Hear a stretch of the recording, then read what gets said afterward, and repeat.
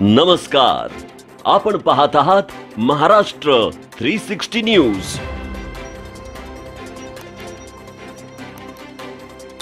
अर्थातच मी माननीय पालकमंत्र्यांना ही विजिट झाल्यावर फोन करणार आहे। ते मुंबईला आहेत आणि उद्या ते पुण्यात आहेत। त्यांची शुक्रवारी दर शुक्रवारी कोविडचा जो रिव्ह्यू असतो त्याच्यासाठी ते असणार आहेत। सगळंही प्रशासन असणार आहे। उद्या 10 वाजता याचा आम्ही सगळे मिळून आढावा घेणार। वळीचा प्रश्न नाही, आता लोकांच्या सुख सुविधांचा प्रश्न आहे। ही नैतिक जबाबदारी प्रशासनाची असते। मी आता इथे पोचल्यात म्युनिसिपल कमिशनरांनाही फोन केला आहे। ते त्यांची टीम आता लगेच पाठवत आहेत आणि उद्या 10 वाजता माननीय पालकमंत्र्यांशी आम्ही चर्चा करू।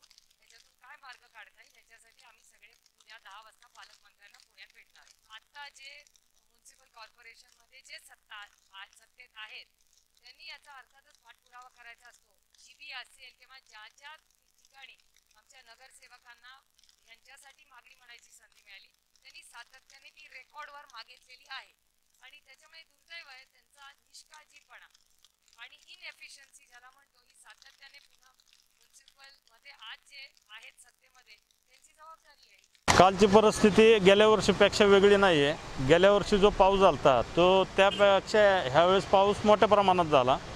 गेल्या वेळेस सुद्धा कॉर्पोरेशनला आम्ही ज्यावेळेस पूरग्रस्त विभागाला भेटी दिल्या आयुक्तांनी, सौरभराव होते त्यावेळेस, त्यांनी भेट दिली। भेट दिल्यानंतर त्यांनी आश्वासन दिलं जी रिटर्निंग वॉल पडली होती ते रिटर्निंग वॉल थोड्या दिवसात बांधून देतो असं त्यांनी आश्वासन दिलं। त्यानंतर नुकसान भरपाई देतो बोलले होते, पण त्यावेळेस 5,000 रुपये जे नुकसानग्रस्त होते त्यांना दिले। त्यानंतर ती मदत 10 महिने नव्हती, तर ज्यावेळेस दादा पालकमंत्री झाले, महाराष्ट्राचे उपमुख्यमंत्री अजितदादा पवार पालकमंत्री झाले, प्रत्येकी 10,000 रुपयेचं मंजुरी दिली आणि ते 10,000 रुपयाचे चेक सगळ्यांना वाटप केले। आणि त्यानंतर पालिकेला सूचना केल्या की जे टेंडर लागलेलं आहे आंबिलवाड्याचं ते टेंडरची पूर्तता करून लवकरात लवकर रिटर्निंग वॉल बांधून द्यावी। पण BJPच्या गलथान कारभारामुळे त्या टेंडरचे 3 वेळा रिकॉल झालं, पण ते टेंडर काही लागलेलं नाही, त्याची पूर्तता त्यांनी केली नसल्यामुळे आणि आज त्याच्या सर्वस्वी जबाबदारी त्यांच्यावर मी टाकतो, कारण त्याला सर्वस्वी जबाबदार BJP आहे। पुणे महानगरपालिकेत BJPची सत्ता असून त्या सत्तेचा उपयोग ते सर्वसामान्य जनतेसाठी करत नसून ते स्वतःच्या हितासाठी करत आहेत। पूरस्थिती जी अशी होती की लोकांना आम्ही सर्वप्रथम आव्हान केलं, लोकांना घरातनं बाहेर काढलं आणि लोकांच्या घरामध्ये जे पाणी शिरलं त्यातनं लोकांना काय जे त्यांच्या हाताला लागल सामान त्यांनी ते त्यांच्या पद्धतीने बाहेर काढलं।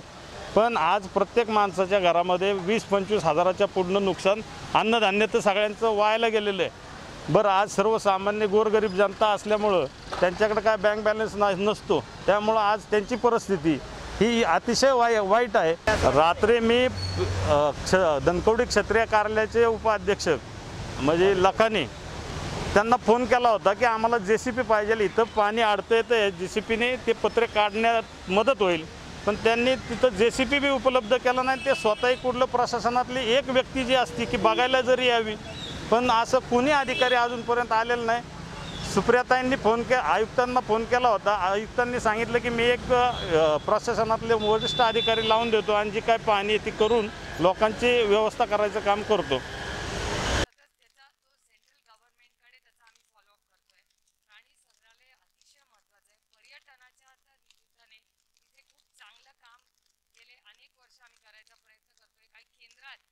परमिशन अडकल्या होत्या त्याचाही फॉलोअप आम्ही सगळे करतोय आणि पाहणी करून अजून कुठल्या परमिशन आता पेंडिंग आहेत। आणि आजकाल कोविडच्या काळामध्ये लोकांना खरंच खूप अनएम्प्लॉयमेंट किंवा बेरोजगारीचा प्रश्न आणखीन गंभीर होत चाललाय आणि पर्यटनच हा असा आणखीन एक मार्ग आहे ज्याच्यातून लोकांना हाताला काम मिळू शकतं। तर त्याच्यासाठी अजून काही करता येईल किंवा एखाद्या इंटरनॅशनल स्टँडर्डचं आपल्याला इथे जर काही प्राणी संग्रहालय करता आलं, आपण खडकवासल्यालाही एक रेस्क्यू पार्क करतो आहे, तर त्याच्यातून आपल्या या भागात लोकांना बेरोजगारीचं काहीतरी फुलाची पाकळी दिलासा देण्याचा एक प्रांजळ प्रयत्न। त्याच्यात मगरीचा प्रश्न झाला होता आणि तो सेंट्रल गव्हर्नमेंटकडे आम्ही त्याचा पाठपुरावा करतोय।